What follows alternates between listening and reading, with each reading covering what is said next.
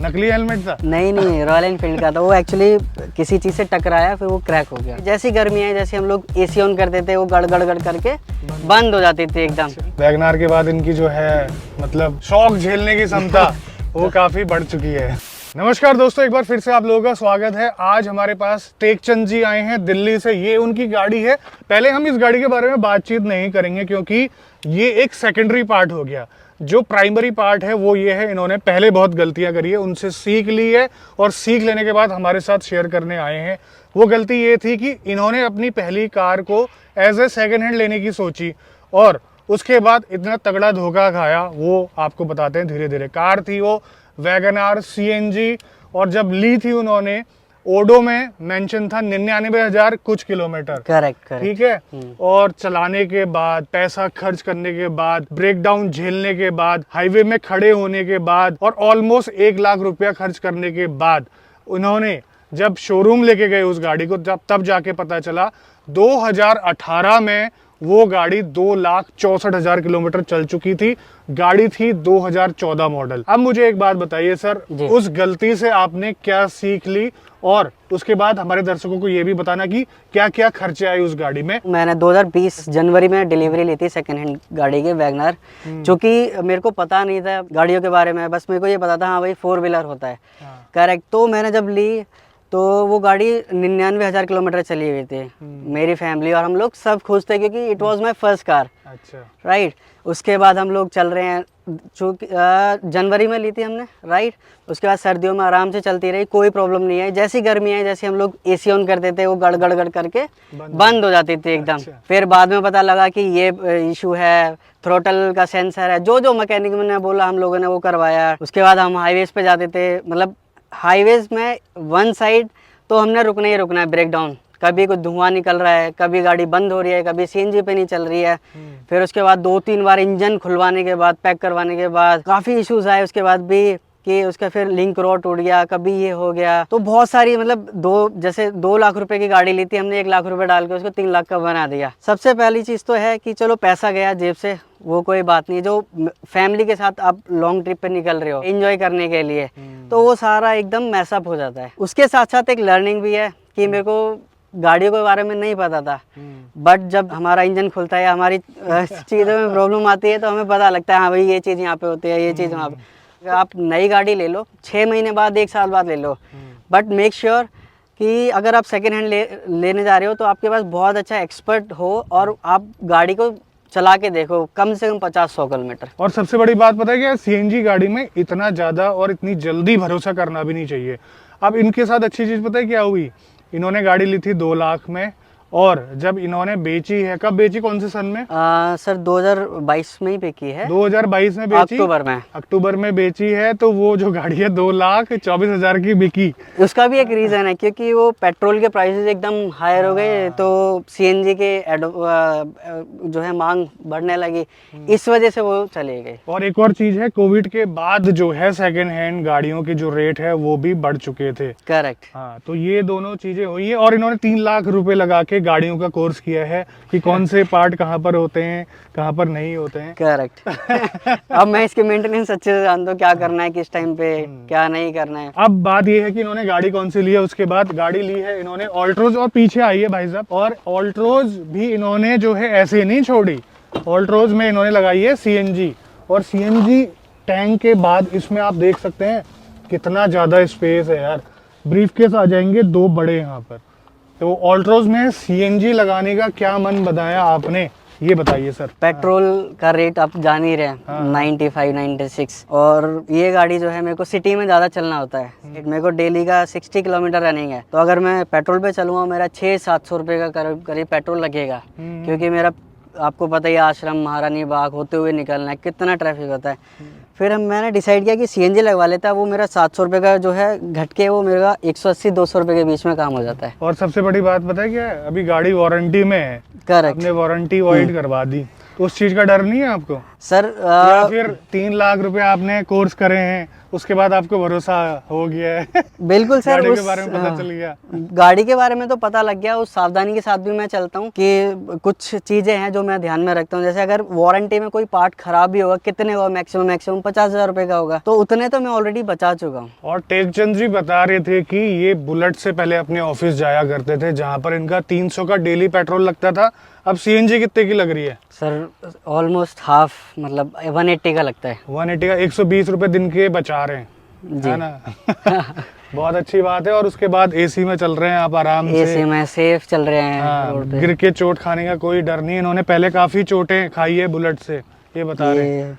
ये अब तो दिख नहीं रहा था ज्यादा। सर में भी खाई है? सर में हेलमेट टूट गया था एक्चुअली। अच्छा, नकली हेलमेट था? नहीं, रॉयल एनफील्ड का था वो। एक्चुअली किसी चीज से टकराया, फिर वो क्रैक हो गया। तो उसके बाद आपने जो है सेफ्टी को फर्स्ट प्रायोरिटी कर दिया। बिल्कुल फिर आपने टाटा का लोहा खरीद लिया, लोहा खरीद लिया, उसमें सीएनजी लगा दी। बिल्कुल सर। 30,000 किलोमीटर आपने चला दी है। और सीएनजी कब लगाई थी आपने? डिलीवरी हुई थी 14 दिसंबर को, अभी 1 साल हो जाएगा 2 दिन बाद।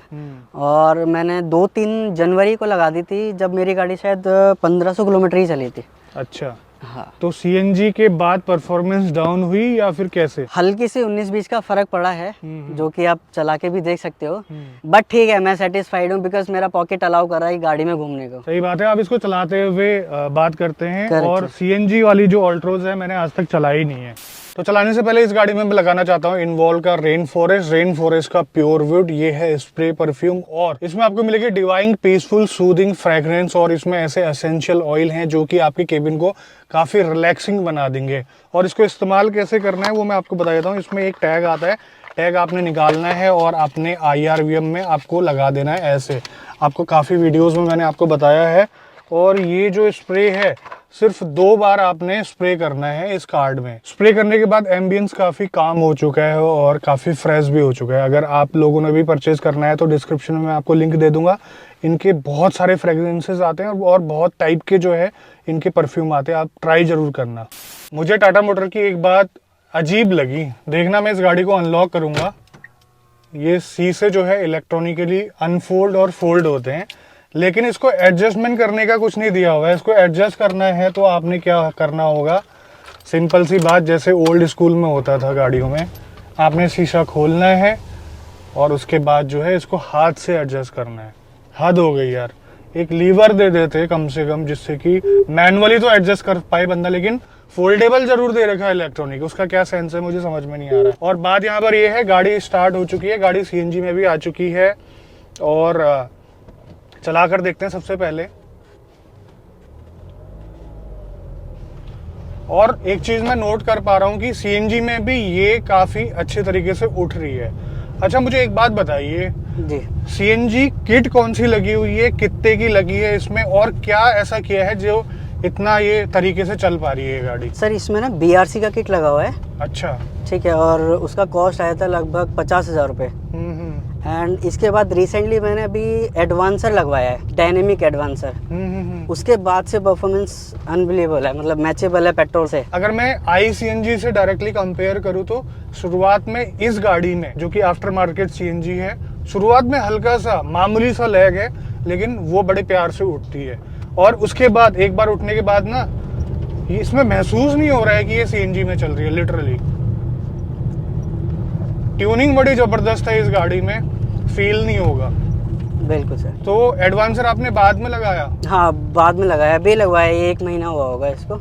अच्छा, 30,000 के आसपास चलाने के बाद इन्होंने एडवांसर लगाया। उससे पहले कितना एवरेज वगैरह मिलता था? वही 22, 23, 24 हाईवे पे मिल जाता था 30+। और अभी मेरे को सिटी में जो है ना 27, 28 डिपेंड करता है कि मेरा ट्रैफिक कितना है, बट 27 तो मिनिमम है ही सिटी में। और हाईवे पे तो आप समझो 32, 33+ तक जाता है। 27 तो आप काफी सही निकाल रहे हैं। हाँ। मतलब कि एक टैंक में आपके कितने किलोमीटर चलती है ये बताइए मुझे। अगर 8 किलो आ गया ना, 8 किलो एकदम प्रॉपर, तो मेरा चल जाता है 260, 255 अच्छा, बिना एसी का। एसी में ऑब्वियसली ड्रॉप होगी। चलाने से पहले मेरे माइंड में था कि ये थोड़ा सा दबती हुई चलती होगी सीएनजी में, वो चीज़ अब बिल्कुल निकल गया है, क्योंकि ये बड़े प्यार से चल रही है, काफ़ी अच्छी चल रही है। और ना फालतू को कोई वाइब्रेशन है ना कुछ, अगर आप विदाउट एक्सीलेटर उठाने की कोशिश करेंगे तब वहाँ पर हल्का सा गाड़ी वाइब्रेट करेगी। उसके अलावा आप प्रॉपर एक्सेलरेशन के साथ उठाएंगे तो आपको पता भी नहीं चलेगा। बिल्कुल सर, आप स्विच भी करके देख लीजिए पेट्रोल पे, आपको बिल्कुल भी नहीं पता लगेगा। हाँ, पेट्रोल के बाद थोड़ी सी एक्टिव तो हुई है ये गाड़ी, समझ में आ रहा है साहब। सीएनजी में आपने गाड़ी चलानी थी तो आपके पास बहुत सारे ऑप्शन भी थे, जैसे फैक्ट्री फिटेड था, आई सीएनजी आ चुकी थी, मारुति में इतने अच्छे खासे ऑप्शन थे, आप उस पे नहीं गए, इसी पे क्यों गए आप? मारुति आपको पता ही है किस चीज़ के लिए मशहूर है, तो मैं उधर जाना ही नहीं चाहता था, पहली बात। दूसरा हुंडई की भी आप देखोगे बिल्ड क्वालिटी वो मारुति से भी गया गुजरा है आज के टाइम पे। तीसरा, जब टियागो मैंने बुक कराया था, हालांकि उस टाइम लॉन्च नहीं हुआ था और मेरे घर में कुछ फंक्शन था, इस वजह से मेरे को जल्दीबाजी में ये गाड़ी लेना पड़ा। मेरा फर्स्ट प्रेफरेंस था कि सर सेफ्टी को लेकर, मैं अगर अपनी फैमिली को लेकर चल रहा हूँ बाहर और हाईवे पे निश्चिंत होकर चलना चाहता हूँ। और सर इस प्राइस रेंज में आप देखोगे ना, मारुति जैसे कौन सी गाड़ी आती है, वैगनर आती है बस, और उसके बाद बहुत सारे फीचर्स तो है ही नहीं सर इसमें। आप देखोगे स्टेबिलिटी तो अनमैचेबल है, आप शायद देख लो 10 लाख तक की गाड़ी में इससे मैच कर पाए। देखो, टाटा वाले हमेशा यही कहते हैं कि हमारी जो पहली प्रेफरेंस थी वो थी सेफ्टी, उसके बाद हम बाकी चीज़ों को देखते हैं। लेकिन कुछ ऐसी चीज़ें हैं जैसे इंजन की रिफाइनमेंट, पावर, सारी चीज़ें, टाटा का सर्विस एक्सपीरियंस, ये सारी चीज़ों के बारे में भी बताइए आप मुझे, जी बिल्कुल, ताकि पिक्चर क्लियर हो पाए। क्योंकि सेफ्टी तो अच्छी चीज़ है, होनी चाहिए फर्स्ट प्रायोरिटी, उसके बाद की चीज़ों के बारे में भी बताइए आप। क्योंकि कहा जाता है कि इंजन इतना रिफाइन नहीं है, जो कि सच बात है मारुति हुंडई के कंपैरिजन। 3 सिलेंडर इंजन, रिफाइन वगैरह ये सब चीजें आपके लिए इतना मैटर करती है क्या, ये भी बताइए। बिल्कुल सर, मैटर तो करती हैं सब लोगों के लिए, बिकॉज गाड़ी का हार्ट जो है वो एक इंजन ही है, राइट। तो उस टाइम ऐसा था कि सर अब जितना मेरा बजट था ना, उस बजट में जो ये वाली ऑफर की जा रही थी ना चीजें, उस बजट में कोई और आ भी नहीं रही थी, राइट। तो रिफाइनमेंट तो है सर, ठीक है, लेकिन उतना नहीं है जितना मार्केट ऑफर कर रही है। रही बात सर्विस की, तो सर जहाँ से मैं सर्विस कराता हूँ मेरे को कोई भी इशू नहीं हुआ। मैं जिस टाइम भी उनको फ़ोन करता हूँ वो मेरी गाड़ी आकर लेके जाते हैं, सर्विस करते हैं, या फिर मैं अगर मेरे को वहाँ जाना होता है तो मैं आराम से वहाँ पे खड़े होकर करवाता हूँ, और जो चीज़ मैं उनको बोलता हूँ वही चीज करके देते हैं। सर्विस के मामले में कोई मेरे को परेशानी नहीं है। खर्चा कितना आता है? अभी मेरी 2 पेड सर्विस हुई है तो आप मानिए 4,500 रुपए लगभग मान लीजिए। सर्विस कॉस्ट भी उतनी ज्यादा नहीं है और साथ के साथ ये तेल में भी बचा रहे हैं पैसे, क्योंकि सर इसका सर्विस इंटरवल ही 15,000 किलोमीटर है। ये इतनी ज्यादा चला दिया आपने, बहुत रनिंग है आपकी। 1 साल होने वाला है, 2 दिन बचे हुए। हाँ जी, 1 साल में 30,000 किलोमीटर। पेट्रोल में तो मतलब 3 लाख का पेट्रोल पी चुकी होती है। करेक्ट। और उस हिसाब से 1500 किलोमीटर में इन्होंने लगा दिया है। 3 लाख का पेट्रोल इन्होंने बचा दिया। इंजन खराब भी हो जाए तो ये तो चेंज कर लेंगे पूरा, है ना? बिल्कुल सर। बट अगर मतलब टाटा जिसने भी पंच ली है, टियागो ली है या अल्ट्रोज ली है, जो भी सीएनजी लगवाना चाहते हैं उनके लिए बस ये है सजेशन मेरा कि आप सीएनजी लगवाओ, नो डाउट कहीं से भी लगवाओ, बस मेक श्योर कि स्टार्टिंग में जब आपकी गाड़ी मॉर्निंग में निकले 2-3 किलोमीटर पेट्रोल पे जाए, उसके बाद जब आए तो गाड़ी पेट्रोल पे बंद हो, कभी परेशानी नहीं देगी आपको। उसके बाद दिन में आप जितना मर्जी रगड़ो इसको। ये तो खैर आफ्टर मार्केट वाली बातें हैं, ठीक है, लेकिन टियागो आई सीएनजी और टिगोर वगैरह जो भी आती है वो डायरेक्टली सीएनजी में ही स्टार्ट हो जाती है और आप उसको वैसे ही चलाइए, भले 1 किलोमीटर भी मत चलाइए। मतलब वो टेक्नोलॉजी काफ़ी अच्छी है। बट जहाँ तक मेरा ख्याल है, अगर आपके पास बजट है तो ये बाहर से लगाने वाले सीन मत ही अवॉइड करिए। हाँ, हमारे जो टेकचंद जी हैं वो तो खतरों के खिलाड़ी हैं ही। वैगनार के बाद इनकी जो है मतलब शौक झेलने की क्षमता वो काफ़ी बढ़ चुकी है। अच्छा, रिकमेंड करोगे ऑल्ट्रोज को किसी और कस्टमर को आप? हाँ बिल्कुल सर, हमेशा करूँगा मैं। अगर आपका बजट 7 आवाज लाख। बड़ी धीरी निकली आपकी, आपको रिकमेंड करने के टाइम पे थोड़ा जोर से करिए रिकमेंड। अच्छा बिल्कुल सर, मैं करूँगा रिकमेंड। तो अगर आपका बजट 7-8 लाख में है, ठीक है, आप जाइए मार्केट में, फिर उसके बाद इसको चलाइए। हल्का सा जो है पिकअप नहीं मिलेगा उस लेवल का जो मार्केट में ऑफर कर रहे हैं, बट आपको safety, suspension, ride quality, handling सारी गाड़ियों से बेहतर मिलेगी। आप चाहते हैं कि आप सीएनजी लेनी है तो इट इज़ बेटर कि आप टाइगर या फिर जो है टियागो लें। वैसे इनको कोई दिक्कत परेशानी नहीं है अभी तक, लेकिन फिर भी ये कह रहे हैं कि आई सीएनजी में जाना। ठीक है, अच्छी बात है, गाड़ी अच्छी चल रही है, सीएनजी में कोई दिक्कत वाली बात नहीं है। बट ये वाली चीज़ जो है अजीब सी लगी मुझे। और म्यूजिक सिस्टम वगैरह इसमें है। ये है आपका कौन सा वेरिएंट? ये XC+ है सर। XC+ वेरिएंट है। स्टीयरिंग माउंटेड कंट्रोल नहीं आते हैं इसमें। टायर पतले आते हैं, टायर चौड़े आप लगा सकते हैं, क्योंकि पतले टायरों से ये गाड़ी काफी गंदी दिखाई देती है। आप बुरा मत मानना, नहीं नहीं बिल्कुल सच बात है, मैंने खुद अभी अपग्रेड नहीं कराई। और सीटिंग कंफर्ट अच्छा है, पीछे काफी अच्छा स्पेस है। सर की हाइट थोड़ा सा कम है मेरे से, तो उसके बावजूद थोड़ा भी नहीं सर, बहुत ज्यादा। अभी तक गाड़ी बिल्कुल टाइट कसी हुई है, कहीं से कोई रैटलिंग वगैरह नहीं है। तो आज की वीडियो में बस इतना ही, मिलते हैं बहुत जल्द आपसे एक नई वीडियो में। तब तक के लिए बाय बाय, ख्याल रखिए अपना, भारत माता की जय। Thank you so much sir आने के लिए। Thank you so much, thank you so much.